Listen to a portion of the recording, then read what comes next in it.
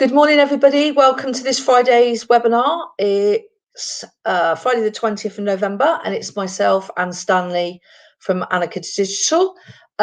We are going to have a nice, easy webinar today, not too techy, about all the new things that have happened in the platforms. And then I want to go on to the second half, which is some of the ways that you can string these together and some of the strategies that you should perhaps try for next year. There's a big mix in there, so there's something for everybody. There will be some people that can do a little bit of it, and then there are other people that can do something if you've got a slightly larger budget. I can see lots of people joining. Please introduce yourselves in the chat, because there might be somebody that you could do business with. And what I'm going to do is I'm going to start off with the polls. So I've only got one poll today. It's about you guys. So I'm going to read out the questions and answers because it doesn't show in the recording.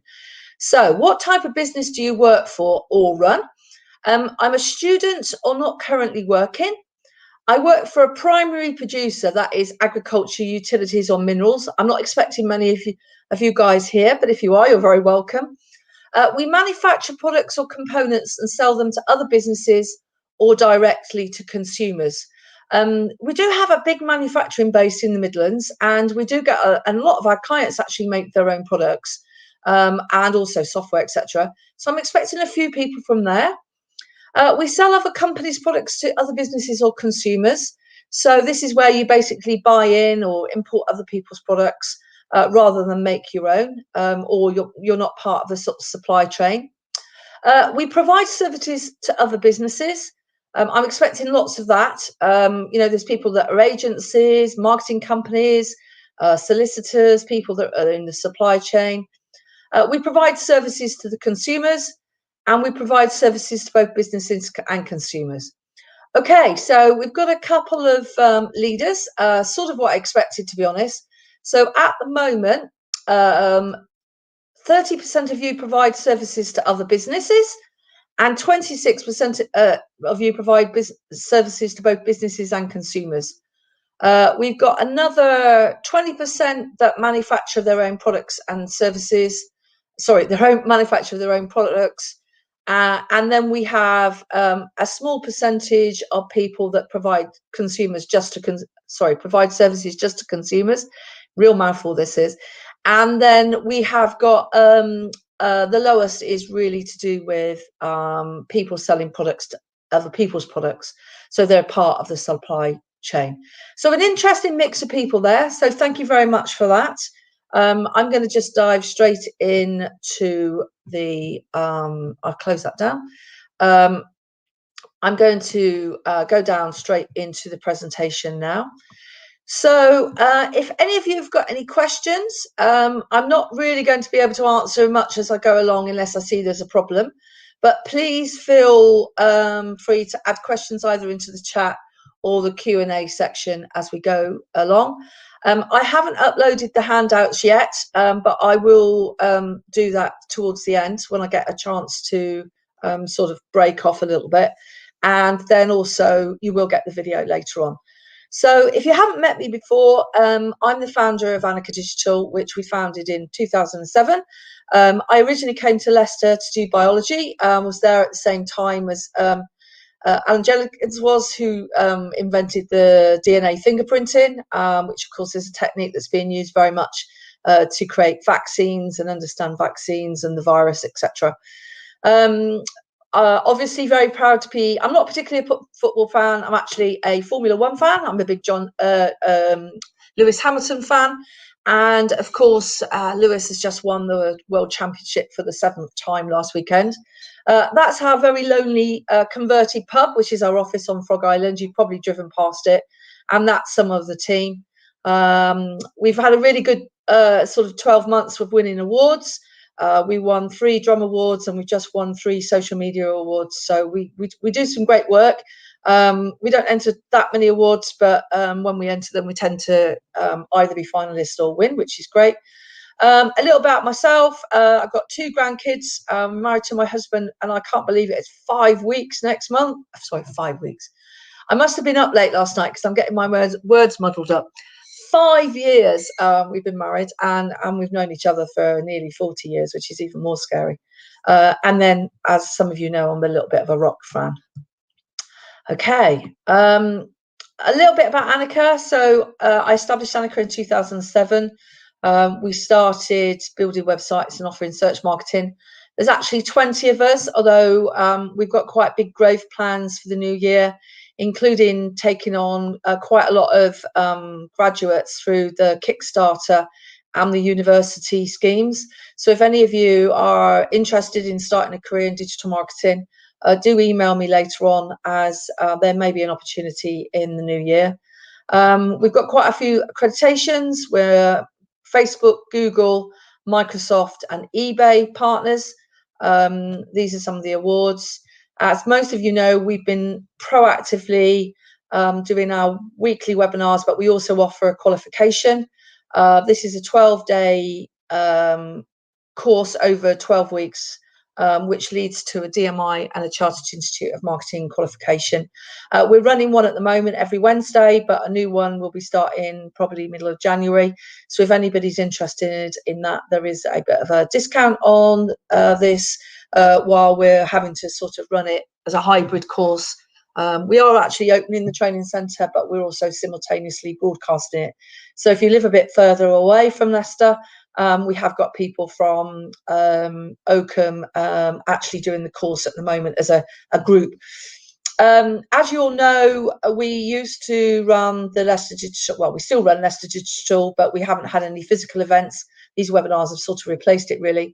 And we were due to run our big annual conference at the Haymarket. I'm pleased to announce, unless you were here last week, whether you would have seen it, we are running Leicester Digital Live on the 16th of February. It's going to be Leicester Digital virtually live, because we will be running it through this platform. The tickets will be free, but there is an opportunity to donate to a local charity. And I've got a link at the end if you want to sign up for that. We're trying to get 500 to 1,000 people to take advantage of this. And there will be 2 streams, one for beginners, which all the team, the introductory stream, which will be the Anicca team will run. And then there's going to be a techie, more advanced stream where I've got a load of my colleagues from the industry and some of the tech suppliers will be presenting. Okay, this is some of the clients that we work with, lots of local companies, a mix of B2B and B2C, and I can see that quite a few guys are actually in the audience today. And this is what we do. A reason I don't usually show this slide, but the reason I've showed it today is I want to just sort of show the breadth of range of different digital marketing techniques that are available, and we split them into paid, owned, earned, and tech. But the reason why I wanted to show this is because some of these techniques, like sort of radio and audio, are definitely new techniques for us this year. Smart ads as well. That's Ad Smart from Sky, which is a TV ad, which we've done quite a few presentations on now. But also some of the technology side of things, especially around tracking. But I think the biggest thing that we've done a lot this year is join these techniques together to have more integrated strategy. So that's what I want to talk to you about as well. But the first half of this presentation is very much about showing you what's new in each of the platforms. So I'm going to focus on that first. Okay, so I'm going to quickly go through.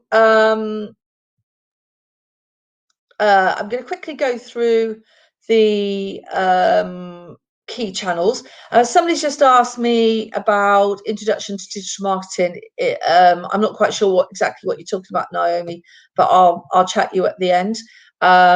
If you have got any issues with any slides or anything or previous videos, let me know, and I'll try and sort that afterwards. I will quickly put my email address in here, so if any of you need anything from me, you can always message me afterwards. Okay, so let's go through each of the channels one at a time, or the main channels and platforms one at a time. So let's deal with Google. So I'm going to cover Google organic search first, which most of you consider as search engine optimization.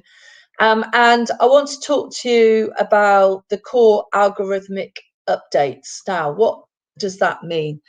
So what Google does all the time is constantly tweak the way that it works, and we call those algorithm updates, in order to try and either improve the indexing, change the technology behind it, or actually stop people spamming and trying to cheat the system. Now, there's lots of tweaks all the time, and there's lots of places that you can go. I tend to use Moz, which has a history of all of the, that's MOZ, by the way, has a history of all the algorithm updates. If there's anybody from Anicca in the audience, perhaps you could type in the chat the Moz URL where we get the history of the algorithm updates. I'm not sure if anybody from Anicca is available today, because I know there's a lot of people on leave today. Anyway, what I wanted to point out, that there was two specific updates which had quite a big impact to many websites, and that's because they're regarded as core algorithm updates. And there was one on the 13th of January and one on the 4th of May. And in a second, I'm going to show you how you can see in analytics what that looked like and whether you were affected. Thanks, Sue. That's brilliant. Yeah, there's a free trial for Moz there. The actual link to the organic updates is free. It's part of their general blog, so you should be able to find that as well. So I'll show you what that looks like, because there's a couple of sites that we had were affected. So I think it's quite useful to show you how we point that out. The other thing, of course, is we're currently, well, if you live in Leicester, we've been living in lockdown pretty much since March without much of a break. But the impact of search volumes on COVID, and that sort of happened for some businesses before March. But from March onwards, we saw huge shifts, both positively and negatively, for various different sectors. And actually, another thing was that because of COVID, while I mentioned COVID, Google stopped certain types of products being advertised. So you couldn't take advantage of the situation. So, for example, you weren't allowed to advertise medical masks using Google and Bing. So there was quite a lot of policy changes around that as well. Thanks, David. Hi, David. Good morning. So if you want to know, if you think that you've suddenly got a drop in traffic, then it could be that you need to go and see if there was an algorithm change, but it might be that there's just been a massive shifts in search volume. And we use a tool called SEO Monitor that has actually got a sort of indicator of search volumes and how it's changed. And if you've seen any of my digital marketing in your pajamas presentations, I've shown that before, where you can see the massive change. Google also announced as a sort of an extension and upgrade to their mobile first approach is Web Vitals. Now, the mobile update, which was I think 2 years ago now, they actually gave most companies a year's warning that they were going to be introducing the mobile first response update, and basically it meant that there was enough time for people to get their website sorted out. So, for example, to have a mobile responsive or a mobile friendly version of the website. So they've taken a similar approach with the Web Vitals, which I think is next year. A lot of the things that Google wanted to introduce, they've actually delayed because of the COVID situation, because of course so many people have been affected by that. So effectively what they've done is they've announced the future changes, and this particular Web Vitals is all about user experience, particularly on mobile, and it's and this is an image which sort of explains some of the terminology around Web Vitals. So you can see, I'll just type the link in here so that you can go and get it. Hopefully this will work if I can get the I need to put the HTTPS at the beginning. So if you use, and I know many of you do, use the mobile, the Google Speed tool. So if you just go and do a search in Google for the Google Speed Checker or tool, and you put the URL of your website or your homepage in, it will give you, first of all, it will give you a speed for both your mobile and your desktop, but it will also say whether you've passed the core Web Vitals test. So they are starting to test and collect information. And if you're a developer, you need to go and look at Lighthouse as that, which is the sort of Chrome plugin, which now allows you to audit the technical aspects of your website. So this is part of this. So this is all about largest it's really difficult to pronounce this morning. Largest contentful paint is the point at which you can actually visually see everything on the page. So that's affected by things like the server speed and things like the size of the images. So if it takes ages for the images to load, then that means you can't really see anything on the screen. But it's also really important when you've got lots of JavaScript for things like tracking, linking through to your shares for your social media, dynamic content, etc. Because what you can do is you can load the visual aspects of the page and asynchronously load all these JavaScripts. So they load afterwards, and therefore that doesn't slow down the sort of visual presentation of the site. So the thing about this is people get frustrated if they can't see the site load. So if they see the site load, but all the other stuff is sort of loaded in the background, or you've cached them on your local machine because you've been there before, then what happens is that doesn't slow what they see. Now, the next one, which is first input delay, this is at the point that you can actually start to type things in, do a search, or actually click on anything. So again, because we tend to load things first and then allow us to then input, if you can sort of do everything in sort of packets and load them quickly, again, that speeds things up. Now, this isn't my main technical expertise. You really need to be talking to people like Sook about this, and it might be that we'll do a presentation in the new year about all the different elements of this and how usability and user experience is definitely affecting it. And then the final one is basically once everything's there and it's all stable. So we call that the cumulative layout shift.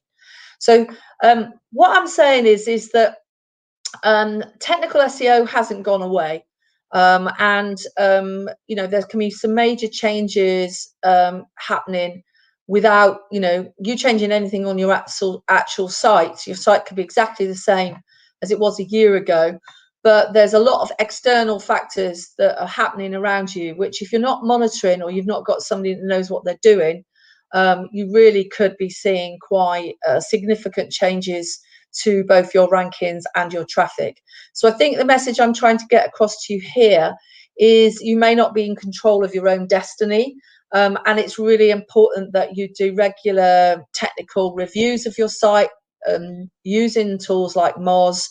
We use Deep Crawl, but also understanding what's happening out there, so that if there is a massive change, you need to understand what those changes were about, what the reasons behind those changes were, and also if you've been affected by watching your rankings and also watching analytics.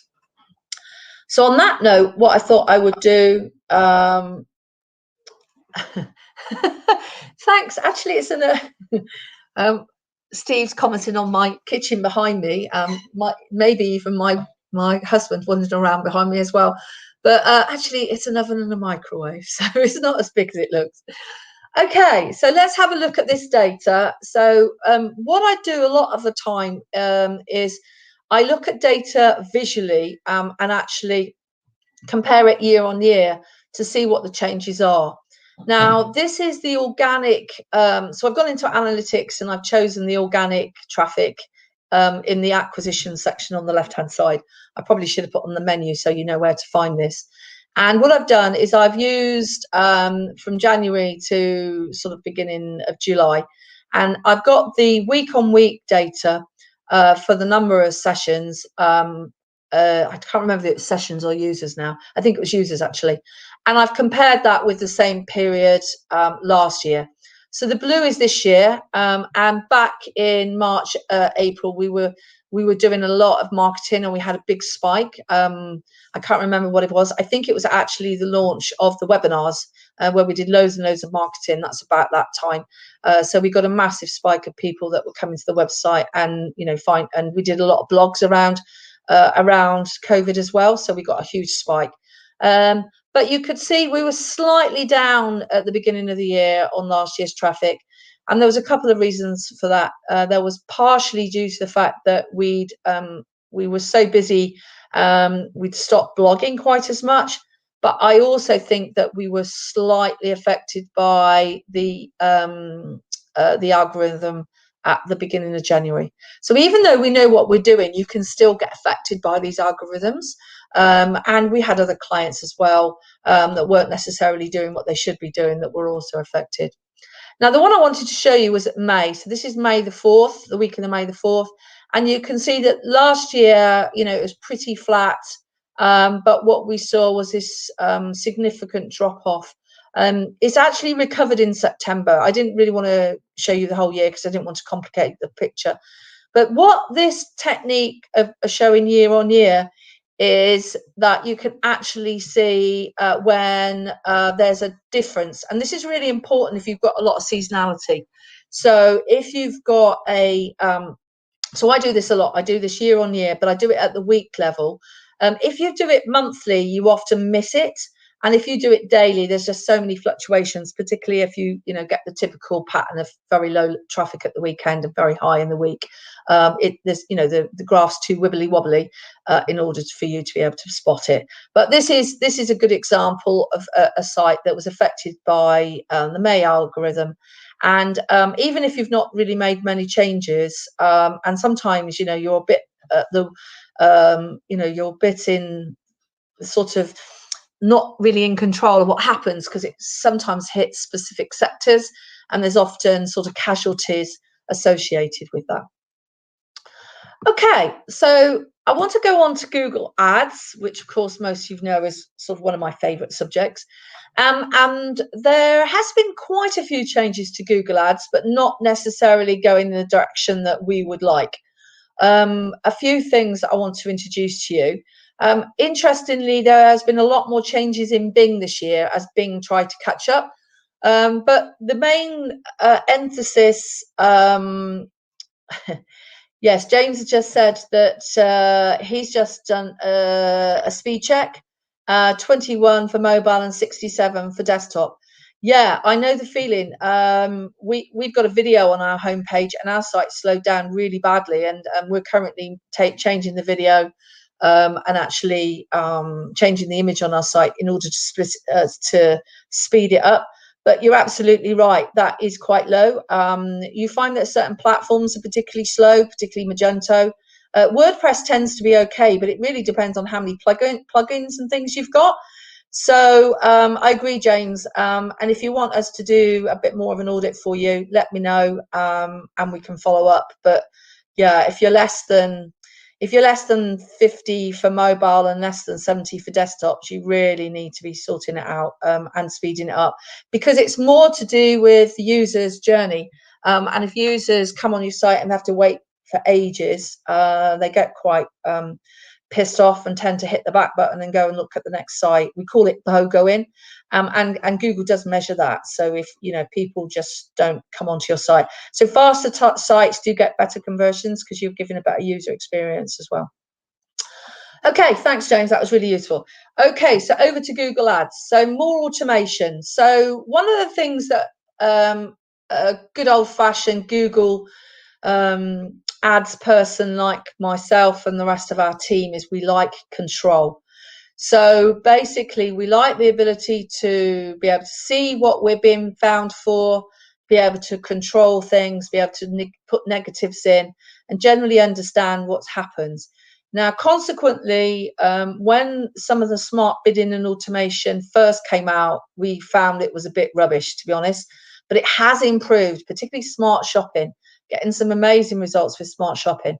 And what they're doing now is they're offering lots of different types of smart bidding, depending what your objectives are. So this could be an objective to get as many views of your ads as possible. That's particularly useful if you're trying to be found for your brand, or if you're new, or to get as much sales as possible.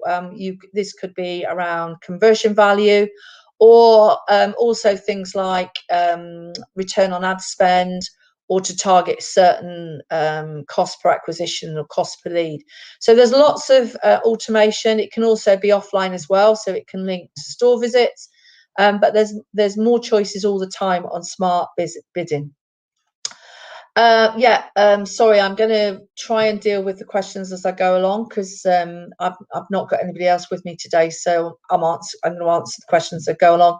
So you need to be more than 70 for desktops, Janelle. Okay, the other thing that they've done is there's more integration with other third-party products. So this is tracking. YouTube was a year ago, or just over a year ago. You've got integration with Salesforce, Shopify, etc. So there's more and more of these available, which allow you to sort of link software and systems together. The thing that's really annoyed us the most, and actually annoyed most of the industry, is that they're hiding a lot of data. So you can't tell if you're bidding on key phrases, particularly if it's phrase or broad match or modified broad match. You can't tell as much what search terms you are actually being shown for. Now, this was a problem before anyway, because if you didn't get a click, you could get impressions, no clicks. But because you only pay on clicks, it wasn't as much of a problem. I think my cat's coming to say hello. Yes, the cat's coming to say hello. Hello, come on, you're going to have to get down. It's a very big cat. It's a Maine Coon, and it does like to say hello. So I'll let my cat say hello for a little while. So this is really irritating, because it means that you could be wasting money. And the advantage previously was, if there was search term data there, you could always add negatives, and you're not going to be able to see exactly what's going to happen. So that, I think, is going to cost us some money, and I think that's going to be a problem as well. They've also introduced account and identity verification on accounts, which means you have to prove who you are, which I think is a good thing, because it does increase the security of accounts and mean that there's less sort of spammers around. They've also, which I haven't written down, they are changing the Google partner program, which is very annoying, because although there's some good elements of it, if you're like us, and we've got over 50 Google accounts linked to our, it's called an MCC, which is my client account. All of our Google ad accounts, we give complete access, admin access to all the companies, which I know some other agencies don't do, but we do. But in order for us to retain our partner accreditation, 50% of those companies have got to get their certifications and qualifications, which is part of the partner. So it might mean that next year we will lose our partner status just because of a change of rules and the way that we manage our business. So that is really annoying, but there's not going to be much we can do about it unless they change their mind. The other big thing, which I think is really exciting, is there's lots of audience and YouTube options now available. Again, 2 years ago, you could do a YouTube campaign or a display campaign, and the results would be pretty naff. Just somebody's commenting on my cat.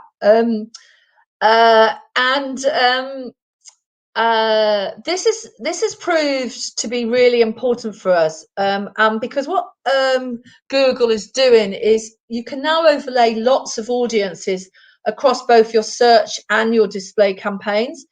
So there's a whole load of new targeting options, particularly custom audiences, or in-market audiences, or custom intent audiences. And what this does is it allows us to be seen more widely, particularly for brand campaigns in display, but also to narrow down who sees our search campaigns. So, for example, you can restrict your search campaigns to people that have been to your site before, or are similar to people that or similar to existing clients. We call that lookalike or similar audiences. The other big thing is linking YouTube and Google search ads together. YouTube is brilliant for brand awareness. It's really, really low cost, a couple of pence to get a video view. It's definitely a strategy that we would recommend, particularly if you want to get in front of a lot of people who may not know that you exist. But the problem with that is very few of them actually click through. Not many of them click through to your website. Not many of them will fill in a form, which is the sort of actions associated with YouTube ads, which you can add. But what you can do is, if they have engaged with your YouTube video or your YouTube ad, what you can do is, if they've watched, say, 75%, you can put them into an audience, and then you can use that audience to overlay on your search and display advertising, and then you can focus your ads on the people that have watched your video. And I'm going to talk about that sort of prospecting and remarketing strategy later on. So these additional functionalities within audience and YouTube have been a real help this year. So I would say Google's got a real priority to automate everything, to be more like a Facebook campaign where you really don't control very much. So using the machine learning, but it's also going very much around an audience type of strategy. So it's less about key phrases. So, for example, shopping ads, it's run from the product feed.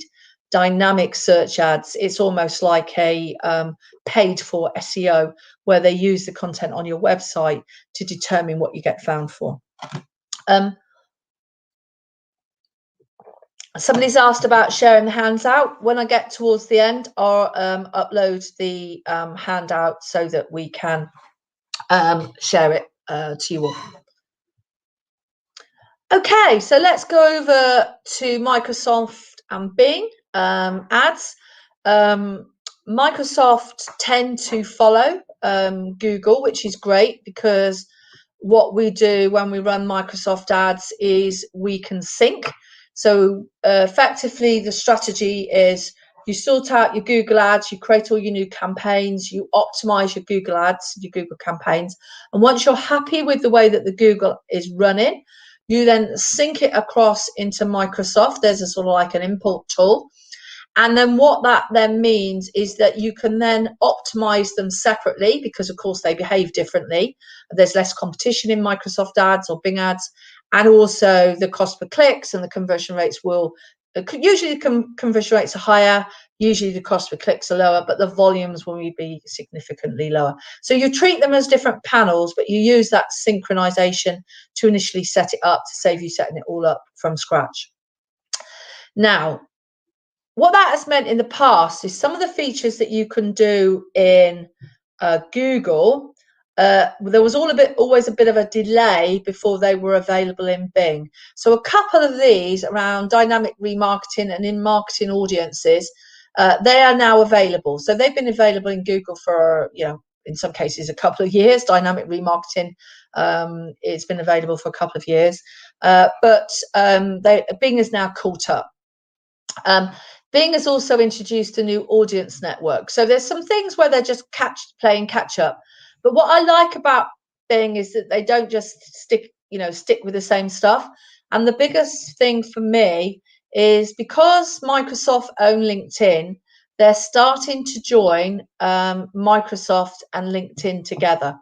And that is really powerful, because LinkedIn is the only platform that gives you very, very specific data around the company size and what's happening within the company. So this could be very specific job titles, skills, the size of the number of employees, the industry sector, etc. So what's happening now is some of the criteria that you can use to target in LinkedIn you can also use to overlay profile data on top of existing campaigns. You can't do it on its own, so you can't target just on its own, but you can do this overlaying, which I was talking about, that happens in Bing as well. And that to me is really powerful. In reverse, some of the targeting options that you've got in Bing are now being introduced into LinkedIn advertising as well. So we're starting to get a two-way targeting, which is really, really powerful. Now, there's a third element of this, what I've not mentioned, and that is Sales Navigator, which is the paid LinkedIn sales sort of CRM tool. Now, the filtering and targeting options on that is far superior to either LinkedIn ads or Bing ads, but at the moment that's not joined up with the other two.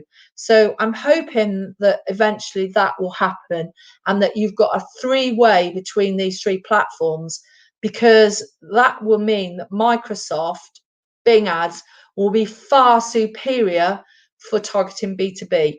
And if you are in B2B and you're not using Bing, you jolly well should be. Because the other thing about Microsoft and Bing ads is that they're very, very strong in desktop. And actually, I think last time I checked, they had about 25% of desktop views. Because if you think about it, because of everybody using Microsoft products and Office to run their computers, you'll see a lot of opportunities for you to type into the Bing search bar, even when you don't realize you're doing it. So for me, if you're B2B, which tends to be sort of 80 to 90% desktop, you definitely should be using Bing as one of your main sources of advertising.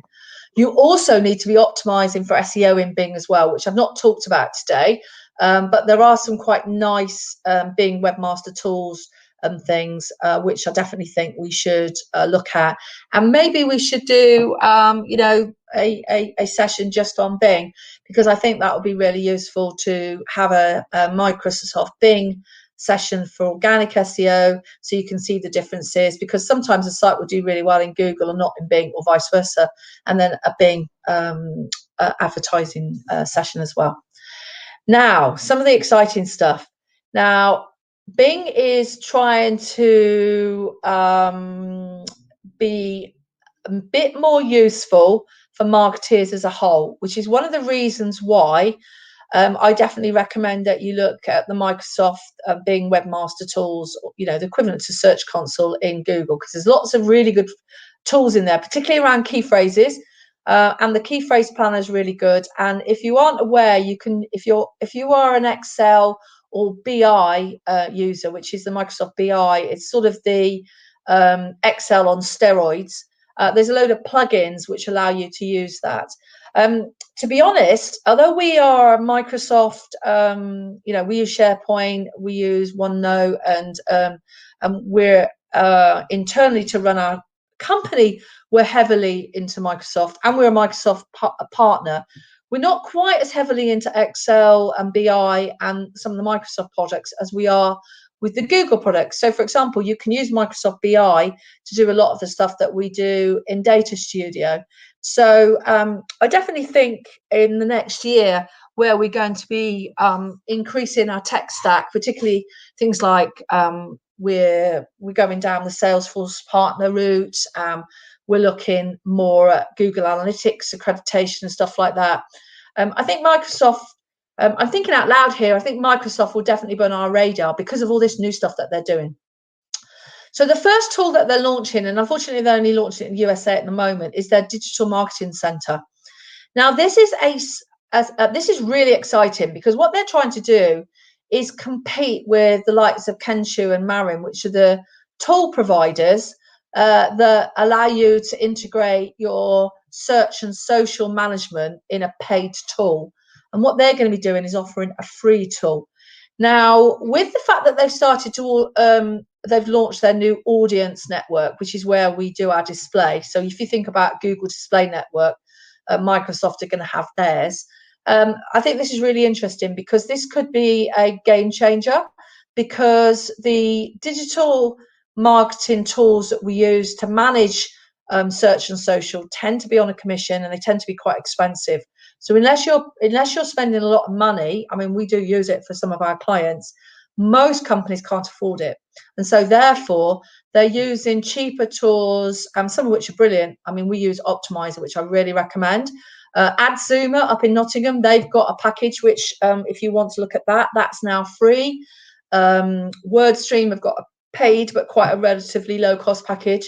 So Microsoft coming into this marketing management, I think is really interesting. They've also launched a new analytics tool called Clarity, which we haven't looked at yet.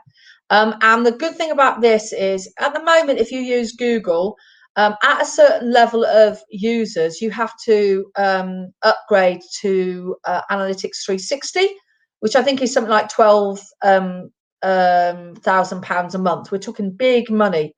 So if you're a enterprise business and you've got, a million sessions a month, you're going to need to be using a paid analytics service. And I've got another one that I'm going to recommend as well, which is nowhere near as expensive for that. But Clarity is really interesting. I haven't looked at it yet. And that's, again, is something that I'm recommending we do a session just on all of the different analytics packages that we're starting to use. Okay, I'm going to speed up a little bit. So I'm going to go into Facebook. I haven't looked at Instagram deliberately today, but some of these do overlap with Instagram. So the first thing, I think, if you are posting organically, you should have upgraded to the business suite. If you haven't, you should be able to. And it's a single dashboard for using Facebook and Instagrams that allows you to post, message, and advertise, and view all the insights in one place. It does cover some of the functionality of Hootsuite. So you can see that these big platforms are trying to knock out the tools. But if you are going to be doing advertising, you really should be loading up Facebook Business Manager. So please don't do any advertising just through the business suite. You really need to be looking at Business Manager. And this isn't my area of expertise. This is sort of Chris and Bhakti and Ilona. There is an element of them taking some of these great tools that they've already had hidden away in Business Manager that you probably didn't know were there, and then separating them out into Business Suite. They've also launched brand partnerships, which allow you to advertise for the first time in Facebook groups, because Facebook groups have been a bit of a fenced off area, but it has to be done in a way that the group itself is involved. So you can't just choose a group and advertise in it at the moment. It's more of a sort of almost like a sponsorship arrangement. This is relatively new, and it's not something that I've looked into yet, but it's definitely, again, something. Facebook groups is definitely another area that I think we should do a session on, because I'm a member of some really successful groups. There's an agency owner group that myself and Dave are involved in, and that does really well. There's a local coronavirus one, so I definitely would look at that. Something I have looked at is paid online events. We often put these webinars in Facebook as an event, and then what that allows us to do is push it out. But now you can do that and link a payment with it, which is, I think Facebook's got its own sort of payment portal as well. One of the annoying things is that they have removed some of the targeted options for paid ads. So with GDPR and Cambridge Analytica, some of the things that you could target previously, they're sort of narrowing down. So you have to be even more clever with your targeting options. And also, a lot of the time, our most successful ads are on lookalikes. So, and we even run some ads where we have, particularly if it's a very generic thing, such as, I don't know, I'll give you a couple of examples, pet foods or clothing or something like that, or books. You could pretty much, everybody would want to buy a book, or everybody, so many people in the country have pets. So you can actually let Facebook do some of the targeting for you, and it's almost automatic. But you've got to be prepared to spend a little bit of money to allow Facebook to learn. So if you're going to do something like this, you've got to have that sort of experiment money to see how that works. Another thing that they've really souped up is the Commerce Manager. You've always been able to create sort of shopping posts in Facebook and Instagram, but the Commerce Manager gives you a lot more features for doing this, and it's also linked to the feeds. If you've got something like a Shopify or a WooCommerce website, there are direct integrations straight into Facebook, which makes this a lot easier. And you don't have to create a feed and do it that way. You can just bring the product straight in for the back of the website.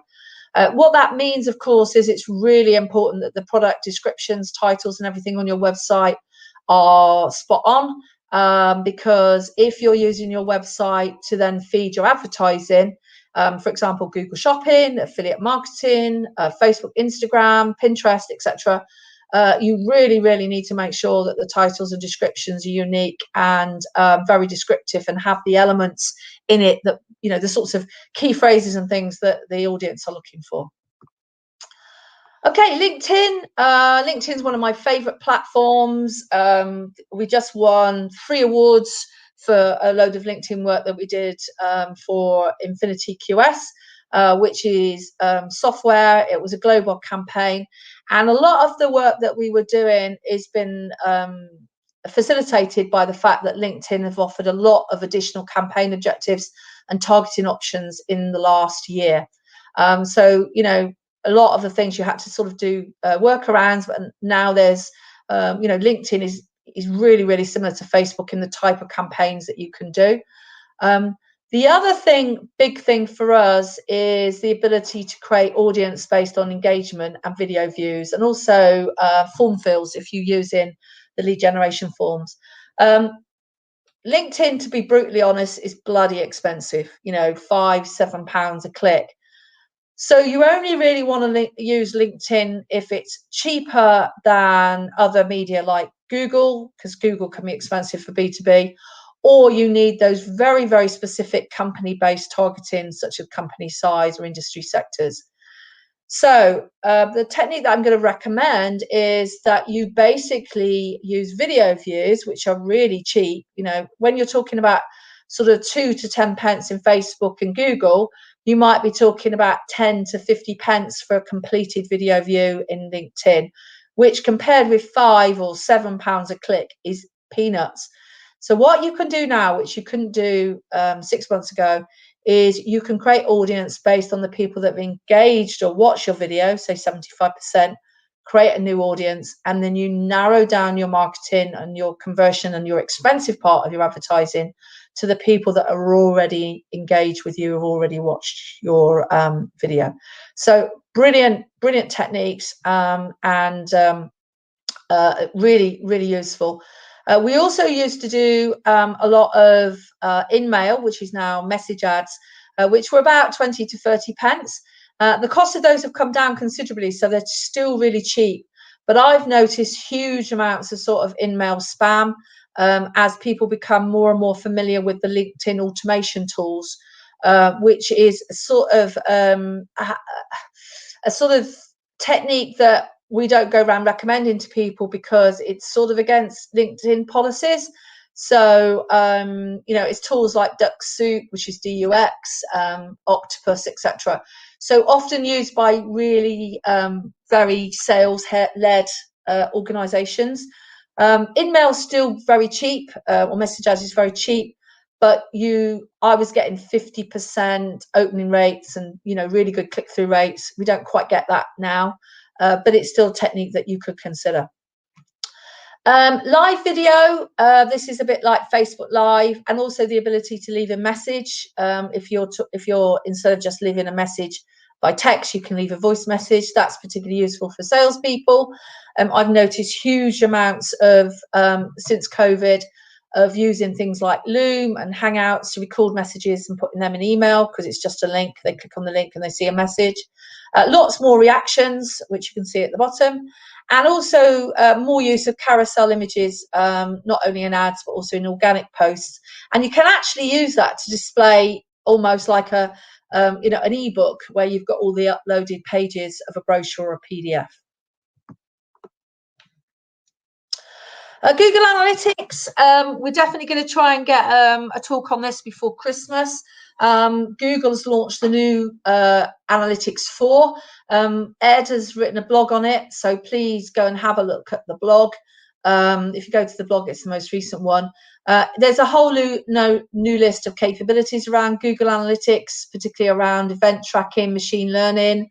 It's designed to get over a lot of the privacy issues, the cookie issues, things like Safari, delete cookies after 24 hours. A lot of it's about first party cookie data and identifiers, even if you've got some data missing. It also integrates app data and web data as well. So it's slightly complicated, but you can now set up Analytics 4 in parallel to your existing properties. So if you add a new property to Google, you will be setting up Analytics 4. So it's really important that you understand what's involved, and we will be helping people to do those migrations. So there's going to be lots. The biggest emphasis next year for us is data, tools, and integration across channels. So I don't know what you guys think of Anicca. I think we're probably well known for being quite technical and knowing our stuff. But next year, you guys are going to need a lot more help in these areas, and that's something we're going to be focusing on. So hopefully we can keep on helping you with that education process. Okay, I want to go through some of the techniques to test, and the one that I've already spoken and hinted at is prospecting followed by remarketing, which is pretty much a strategy that we use for every client now, unless they just want to do Google ads or they just want to do SEO. But if we're doing paid media, we are definitely doing this for nearly everybody.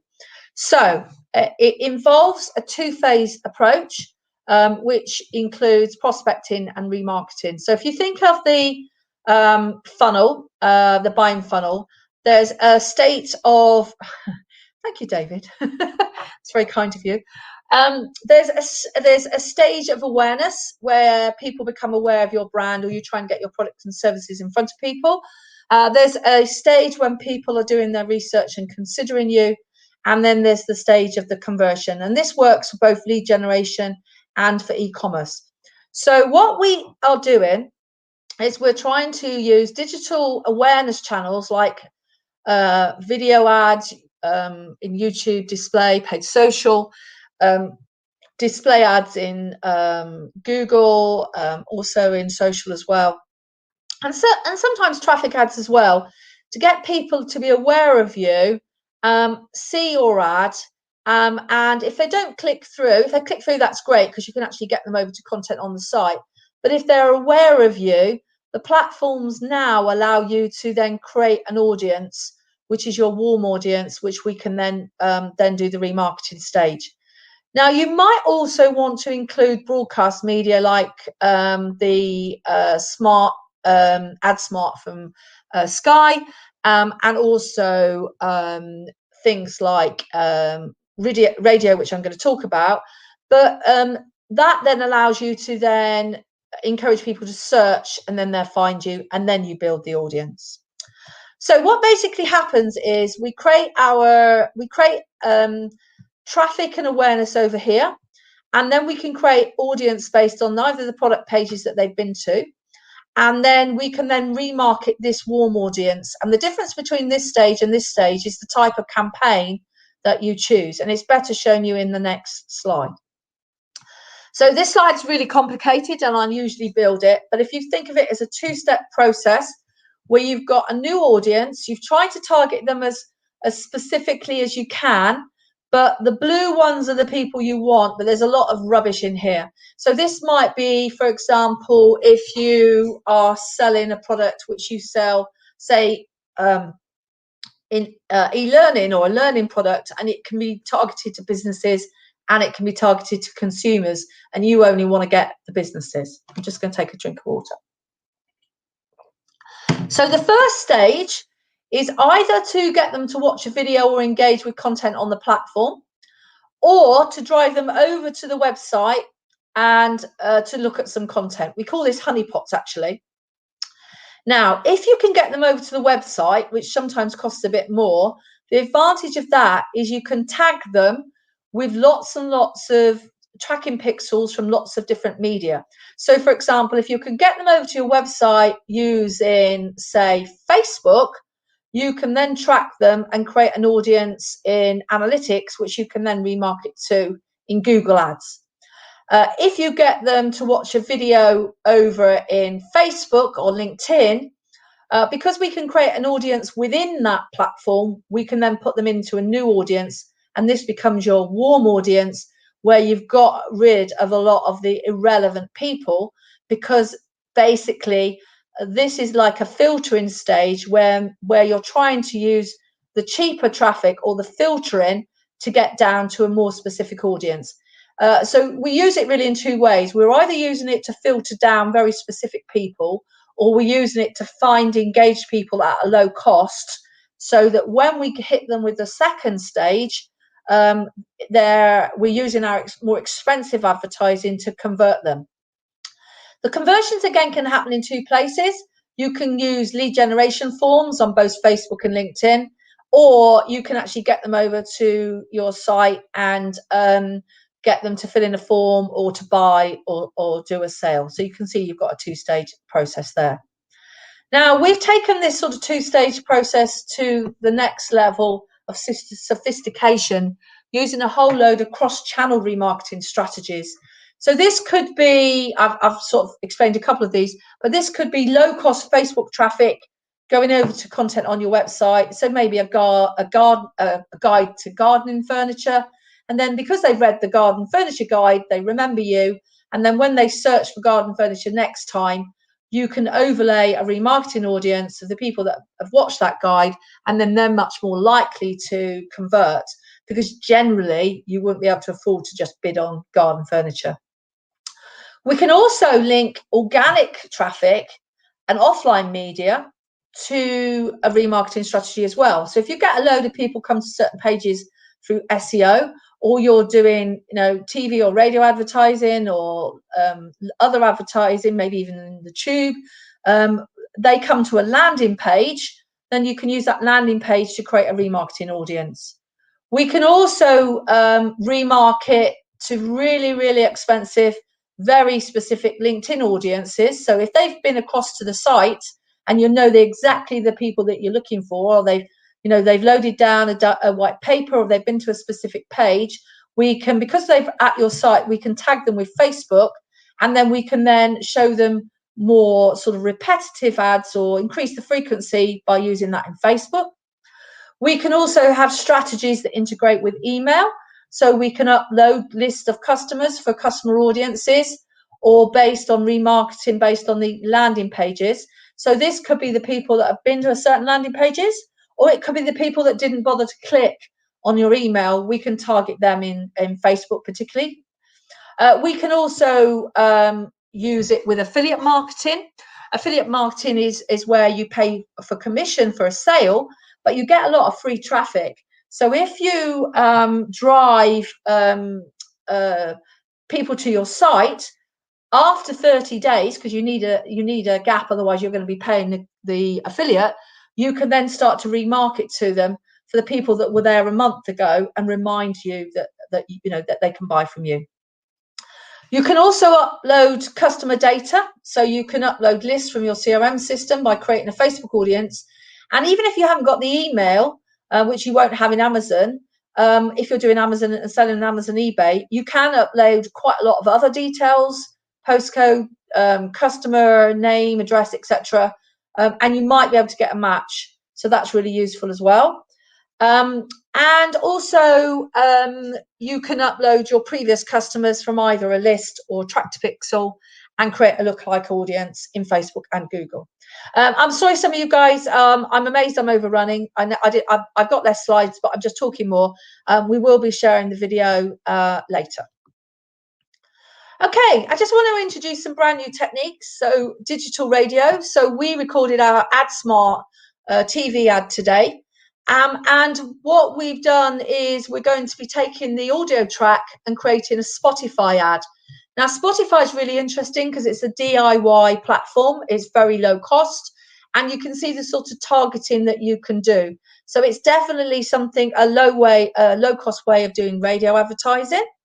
I'm definitely going to get Chris is planning in the new year to do a whole webinar on audio, because that will cover digital radio, but it will also cover podcasts as well.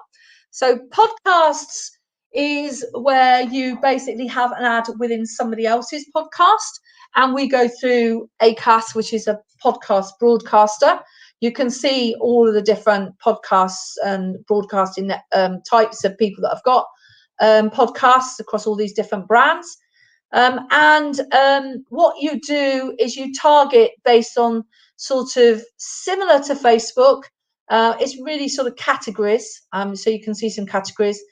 You can also target on gender as well. Now, the type of ad placements, it's usually within or before the actual broadcast. It's usually a capped amount, and you pay on the amount of people that hear it. You have got some regional targeting, and you can cap the frequency. But the disadvantage is that you need a little bit of a larger budget. So you probably need at least 3 to 5K.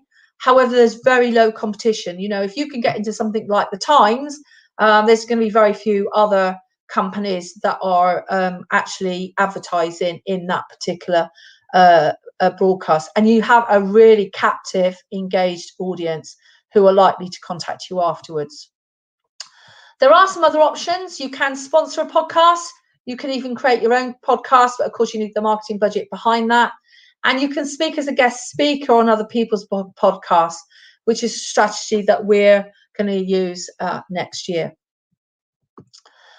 Okay, retention strategies then. I've sort of hinted a little bit about this because this is all about using your digital marketing channels to either keep customers or win them back.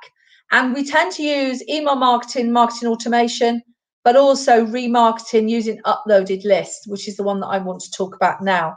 So this is ideal for if you've got a sort of client base, particularly when there's a contract. So this could be B2C or B2B. And what you want to do is you want to upload all of those people that as contract is just about to end, maybe in the last month, particularly good for things like utilities and phone and insurance, etc. And then you upload those and create a custom audience. And then from there, you can then create and do your marketing. Now, Facebook is brilliant for this because, first of all, the audience size can be very small, less than 100. And also, there's really no spending limits, whereas in Google, you've got to spend quite a lot of money to be able to use this customer match facility.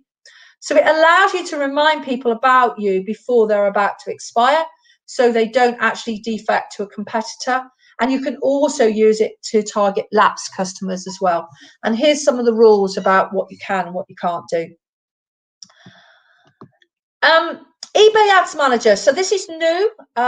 We've become an eBay Ads Manager partner, and this is display advertising on eBay without the need to have an eBay shop, which is really good because for a lot of you, you might want to sell a service. So one of our clients is AA Labels. They sell to loads of e-commerce eBay merchants, but they haven't got an eBay shop. So you can see an ad over here on the right-hand side. But it does allow you to choose the actual category or subcategory, but also choose the location and demographics as well. So you can advertise to the buyers or the sellers, it's on a ad view basis, which is very, very cheap. £5 cost per 1,000 is very cheap. We are able to do a no management fee, no setup fee if you spend £1,000. And do a test with us.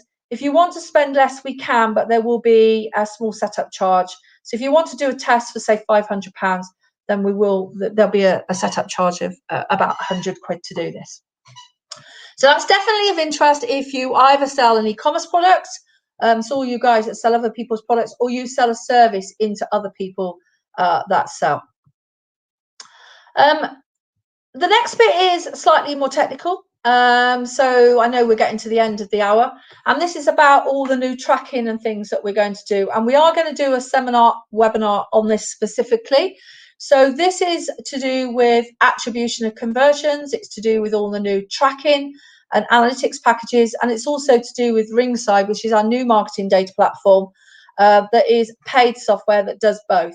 Now, I'll quickly flick through these slides, but the reason we're doing this is that we want to be able to track store searches and click-throughs to stores and traffic to stores. We want to be able to link those two together. We also have a lot of B2B clients that generate leads, and then we want to actually know whether they convert into a sale. And we want to use phone numbers and other unique IDs to actually join that up. So that could be an ID from Google Analytics and Google Ads, for example, as well. So this is the Ringside platform. You really want to be using this if you've got a you're at the point where you're considering something like Google Analytics, or you've got lots of different channels you're spending huge amounts of money on marketing, and you really need to understand the data. So I would suggest that this is going to be for the slightly larger clients. The entry cost of this is typically around 5k. There's a few exceptions if you're a charity. We have had a few slightly lower, but normally the monthly cost around this is 5k, and that includes some of the consultancy that's required. So you really need to be looking at this if you've got a sort of a 5 to 10k budget, but it is definitely for the larger organizations that need to join up all their data. And what happens is that you can track every stage of the user journey across all the different platforms, and you can start to understand whether that's offline or online, which one's actually contributing to the sale or the lead. And that allows you to understand which are the micro conversions and then the macro conversions. It's also got quite a lot of AI and predictive functionality. But what we do in most cases is we bring the data into Data Studio, and we use the data and present the reports. And we do Data Studio work for people anyway. So if you've got any data insight needs, please email me, because I think that's an area where a lot of other companies just haven't got an idea of what's going on with this. And it's something that can bring a lot of insights, and you can make a lot of good marketing decisions. Okay, so that's the presentation. I've got a couple of things I'm going to share with you. I have overrun. I can't believe it. This is the least slides that I've got, and it's the first time I've overrun. So I just want to bring a couple of things to show you. So we've got some free resources for you. So I know quite a lot of you have already signed up to academy.anicca, where we've got all our free presentations. We've also got the new course, which starts in January. There is a 20% offer on that, so you should see that come up now. So if any of you need to increase your qualifications, you definitely want to consider that as well. We've also got, if you close that offer down, you'll see the next one. I also want to promote the Leicester Digital Live Conference, which is on the 16th of February. There's free tickets, or there's a donation to charity. So if you can click on that one as well, you'll be able to register after the presentation. I'll just quickly bring up the slide for that. So there's going to be 2 simultaneous tracks. There's going to be a getting started track, and there's going to be an advanced track. Some of the people that have already confirmed to speak, we've got Frederick Valise, who's an ex-Googler, and he's the co-founder and CEO of Optimizer, which is the technology I mentioned earlier. John Alderson, he's the fastest and most cleverest person I've ever met. He is the special ops at Yoast, which is the plugin, and he's going to be talking about all the new things in WordPress and the way that you should be looking at your sites. Andras, who's a regular speaker, he's the CEO of Red Orbit. Sorry, there's a typo there. Lucas, who has spoken at Leicester Digital, I'm going to get him and Suk to do a little bit of a discussion. He's a SEO geek. Kenda, who is a psychologist and has got a really interesting approach. She works a lot on CRM and marketing automation. And then, Chris Dowse, I think some of you will recognise him. He's going to do an advanced strategy on paid media as well. And I've got a couple of other people I'm talking to. Just before we part company for today, I just want to talk about next week. So I want to do a live audit of 2 analytics accounts. So I'm looking for 2 people to volunteer to have their dirty washing aired in public. If you decide that if I can't get any volunteer, then I'm going to have to do it on Anicca. But in order for you to volunteer, you do have to have some minimum requirements of at least 5,000 users per month. And ideally you should be, thanks Sue, but you do need to fit these criteria. So anybody that's got more than 5,000 users per month and is spending at least £500 on ad spend, because I can't really do an audit on an account that's not got any data, if you see what I mean. You'll learn a lot more if you look at ours, for example, where we do spend lots of money on advertising and you've got a lot of traffic. So unfortunately, if any of you have got very, very little sites, I won't be able to do that in next week's session. So if you feel that you might qualify, if you can email me. If you are an e-commerce site, then you need to be tracking revenue. So you will be sort of showing some. So excellent. If you're spending 500 on Google, then you probably will qualify. And if you're a lead generation site, you definitely need goals conversion tracking, because otherwise I'm not going to have any data either. You will need to link your account to ours, and you're going to have to be very happy to share what I find. I may warn you in advance if I find anything that's a bit embarrassing or doesn't really isn't quite what you expected, but the whole point of doing this is I want to show you the process I go through to actually find that data out, because that way you'll learn from the techniques and you should be able to go in and actually have a go. I will give you guys that volunteer. I've got at least 2 volunteers now, Sue and James, the opportunity to say, okay, I don't mind doing this, but I don't want to have it recorded. So we can discuss that separately. But if anybody would like, please email me. So I think that's it for today. I'm just going to bring up one final plug. I realized this week that we are struggling a little bit with our Google reviews. We haven't got as many Google reviews. We've got absolutely gallons of wonderful reviews on reviews.io, some of which have come from you guys. But we haven't got any Google reviews. There's only 8 and they're a little bit out of date. So if you found this webinar useful, I know some of you would have left by now, please would you write as I don't usually beg, but I would really appreciate if any of you would write as a review on Google, because all these review platforms are completely separate. So that would be brilliant. And then please sign up for next week's webinar. It's the first time I've done this live. So it's going to be, we are running out of volunteers, by the way. You can see I've come back in. This is because everybody's so busy leading up to Christmas. We'll definitely do one presentation with Ed before Christmas. And I'm thinking of doing something a little bit unusual for Christmas. I'm thinking of doing like a quiz or a networking or something like that. So let me know if what you fancy is doing for the last one. I'll ask you next week. We'll do a poll. But that's it for me today. Sorry I've overrun. I wasn't expecting to overrun, so apologies for that. Typical Anne, just speaks too much. And we'll speak to you all. See you all next week. Thank you very much.